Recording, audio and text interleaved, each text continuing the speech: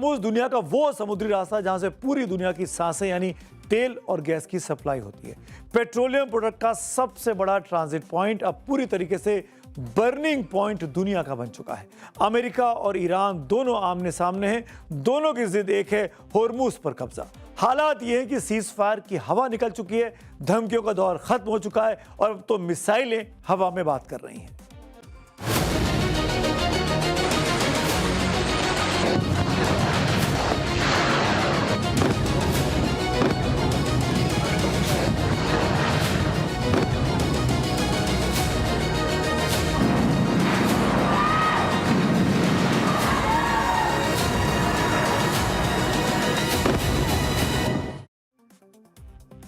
तो सबसे पहले शुरुआत इस सेगमेंट में एक और बहुत बड़ी खबर के साथ। ब्रेकिंग न्यूज इस वक्त की। अमेरिका और ईरान के बीच भड़कते महायुद्ध के तनाव के बीच एक बहुत बड़ी हलचल हुई है। दावा किया जा रहा है कि रूस का बेहद खास डूम्सडे प्लेन Tu-214PU अब ईरान की राजधानी तेहरान पहुंच गया है। दुनिया भर में उड़ रहे विमानों की रियल टाइम लोकेशन दिखाने वाली वेबसाइट फ्लाइट रडार 24 ने यह दावा किया है कि Tu-214PU में ऐसे हाईटेक और एन्क्रिप्टेड सिस्टम्स लगे हैं जिनके जरिए रूसी राष्ट्रपति और टॉप कमांडर हवा में उड़ते हुए भी पूरी सेना को कमांड दे सकते हैं। ये वो विमान की फाइल तस्वीरें हैं जिसको डूम्सडे प्लेन कहा जाता है, यानी विनाश के दिन का हवाई जहाज, जो कि पूरी दुनिया के रडार सिस्टम पर नजर रख सकता है, पता कर सकता है कि कौन कौन से विमान आसपास उड़ रहे हैं। ये इसलिए किया गया ताकि अमेरिका और इजराइल की तरफ से कोई हमले अगर तेहरान पर होते हैं, ईरान पर होते हैं, तो उसको देखा जा सके और उसको हवा में नष्ट किया जा सके। खाड़ी की सुलगती आग के बीच डूम्सडे प्लेन की सीक्रेट एंट्री ने खलबली मचा दी है, लेकिन रूस ने इसके असली मकसद पर अब तक पूरी तरीके से चुप्पी साध ली है। आखिर Tu-214PU प्लेन को डूम्सडे प्लेन यानी कि प्रलय के दिन का इस्तेमाल होने वाला विमान क्यों कहा जाता है, तो अब आप ये भी समझ लीजिए कि डूम्सडे प्लेन का मतलब क्या है। Tu-214PU को रूस का एयरबॉर्न कमांड पोस्ट कहा जाता है। ये महायुद्ध या फिर परमाणु जंग जैसे हालात में इस्तेमाल के लिए ही तैयार किया गया है। इस विमान में ऐसी सुरक्षित और इनक्रिप्टेड कम्युनिकेशन सिस्टम लगी है जिसके जरिए रूसी राष्ट्रपति और टॉप मिलिट्री कमांडर्स हवा में रहते हुए भी सेना को निर्देश दे सकते हैं। इस विमान की टॉप स्पीड करीब 60 से 850 किलोमीटर प्रति घंटा है और ये बिना रुके लगभग 6500 किलोमीटर तक उड़ान भर सकता है। अब बात बर्निंग पॉइंट की कर लेता हूं। स्ट्रेट ऑफ होर्मुज़ पर कब्जे को लेकर अमेरिका और ईरान बिल्कुल आमने सामने आ चुके हैं। दोनों ही देशों ने इस बेहद अहम समुद्री रास्ते पर अपना अपना दावा ठोक दिया है। अमेरिका का कहना है कि ये एक इंटरनेशनल रूट है और यहां से गुजरने वाले जहाजों की सुरक्षा उसकी सेना ही करेगी। वहीं ईरान ने खुली चेतावनी देते हुए साफ कर दिया कि होर्मुज़ पर सिर्फ और सिर्फ ईरान का ही कंट्रोल है और वही रहेगा। यहां कोई भी विदेशी सैन्य दखल को वो बर्दाश्त नहीं करेगा। दुनिया के तेल और गैस का सबसे बड़ा ट्रांजिट पॉइंट अब बर्निंग पॉइंट बन चुका है। स्ट्रेट ऑफ होर्मुज़ पर वर्चस्व की इस जंग ने अब एक खूनी रूप ले लिया है।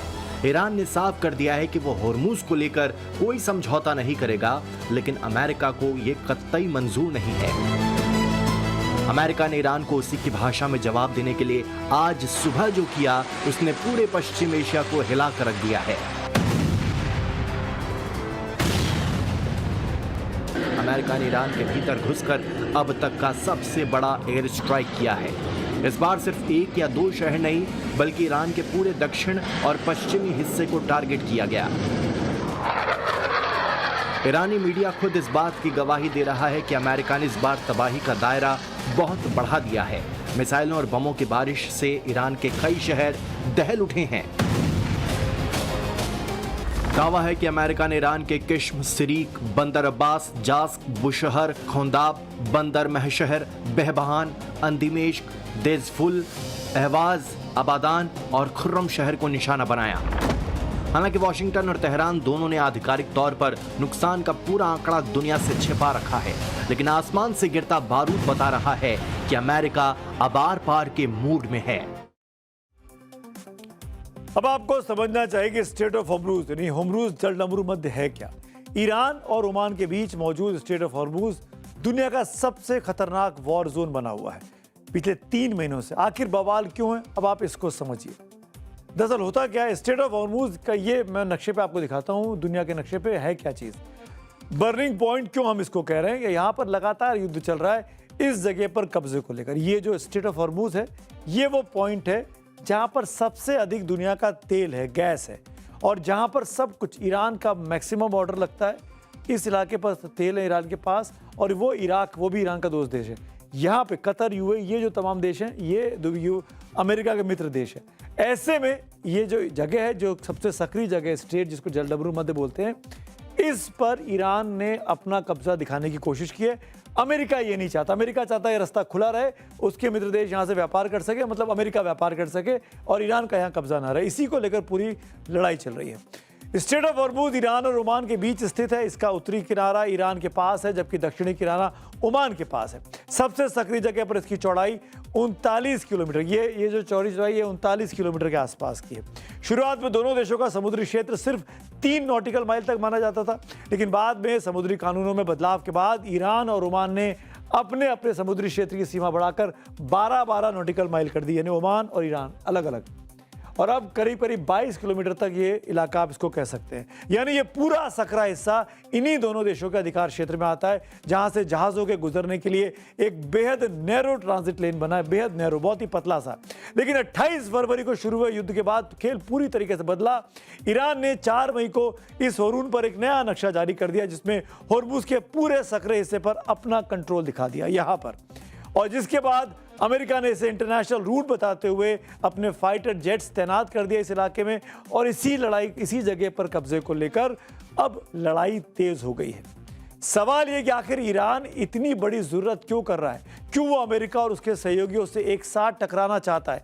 इसके पीछे छिपी है खाड़ी की सबसे बड़ी कूटनीति और अर्थनीति। वो क्या है? ईरान चाहता है कि होर्मुज से गुजरने वाला हर जहाज उसके बनाए ट्रांजिट अथॉरिटी में रजिस्ट्रेशन कराए। मतलब भविष्य में ईरान यहां से गुजरने वाले जहाजों से टैक्स या शुल्क वसूलेगा, कमाई करेगा। ओमान ने अपने तट के पास एक नया समुद्री मार्ग शुरू कर दिया है, जिससे जहाज ईरान के रूट से बचकर निकल सकते हैं। ईरान इससे बौखला गया है, क्योंकि इससे होर्मुज पर उसकी पकड़ और कमाई दोनों खत्म हो जाएगी। ईरान को डर है अमेरिका होर्मुज का पूरा कंट्रोल लेकर ईरान की सैन्य और आर्थिक ताकत को कमजोर कर देगा, कुचल देगा। यही वजह है कि वो प्रेशर टैक्टिक्स अपना रहा है। होर्मुज स्ट्रेट को लेकर अमेरिकी राष्ट्रपति डोनाल्ड ट्रंप ने अब तक का सबसे बड़ा और भड़काने वाला ऐलान कर दिया है। थोड़ी देर पहले अमेरिकी न्यूज चैनल फॉक्स न्यूज को दिए एक इंटरव्यू में ट्रंप ने साफ कह दिया कि अमेरिका अब होर्मुज स्ट्रेट का पूरा कंट्रोल अपने हाथों में लेगा। ट्रंप ने दावा किया कि अमेरिका इस अहम समुद्री रास्ते का गार्डियन ऑफ द स्ट्रेट बनेगा, लेकिन इसमें ट्रंप ने एक बहुत बड़ी शर्त रख दी। ट्रंप ने दो टूक कहा कि अमेरिका में यह सुरक्षा मुफ्त में नहीं देगा, इसके बदले उसे भारी भरकम भुगतान चाहिए होगा। तो ईरान भी स्ट्रेट ऑफ होर्मुज पर कब्जा कर टैक्स कमाना चाहता है। अमेरिका भी यही चाहता है कि कब्जा कर ले और टैक्स कमाए। नहीं, 28 फरवरी के पहले जो अंतर्राष्ट्रीय रास्ता बिल्कुल साफ था, जिसपे कोई टैक्स नहीं लगता था, सबका घर व्यापार चल रहा था सब देशों का, उस पर अब कब्जे की लड़ाई अमेरिका और ईरान के बीच है। आप समझ सकते हैं इस युद्ध की जड़ में क्या है। ईरान से इस वक्त एक और बेहद हैरान करने वाली खबर आई है। ईरानी सरकार समर्थक अखबार हम शहरी ने 13 ग्लोबल लीडर्स की एक रिवेंज लिस्ट जारी कर दी है। सुप्रीम लीडर है अली खamenei की मौत के बाद आई इस हिट लिस्ट में Donald Trump, Benjamin Netanyahu, Emmanuel Macron और जॉर्जिया मेलोनी जैसे बड़े नाम शामिल हैं। पोस्टर में ट्रंप और नेतन्याहू की तस्वीरों पर स्नाइपर का निशान दिखाया गया है।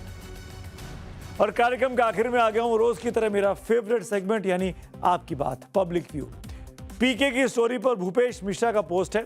बांकीपुर में प्रशांत किशोर जीते तो जनता को एक ऐसा विधायक मिलेगा जिसकी आवाज पूरे देश में सुनी जाती है। ये जीत राजनीति में कुछ नया करने की सोचने वालों के लिए आदर्श होगी। अगला पब्लिक व्यू राम मंदिर के मुद्दे पर है, कृष्णकांत शुक्ला जी का। स्वामी गोविंद देव गिरी महाराज की नैतिक जिम्मेदारी थी कोष चोरी प्रकरण आते ही तुरंत कोषाध्यक्ष पद से तुरंत उनको इस्तीफा देना चाहिए था। तो आज मेरे साथ इतना ही, आपसे कल मुलाकात होगी, तब तक के लिए शुभ।